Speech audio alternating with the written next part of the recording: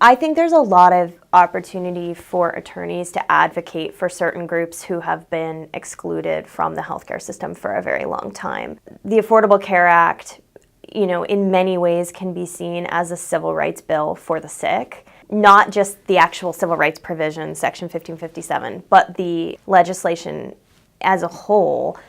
It looks to the idea that sick people have been sort of excluded and disenfranchised from the healthcare system, even though they're the individuals who most need it.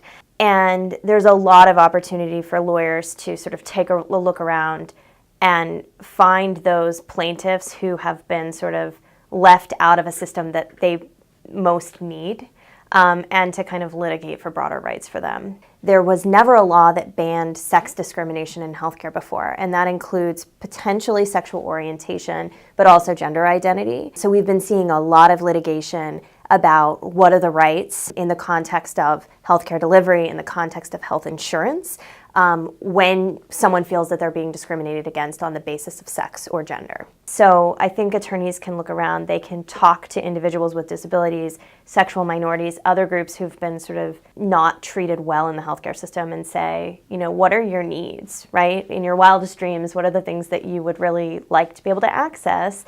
And then, work together, work with legal scholars, work with others to say, how can we sort of use the law to kind of move these rights forward through the courts?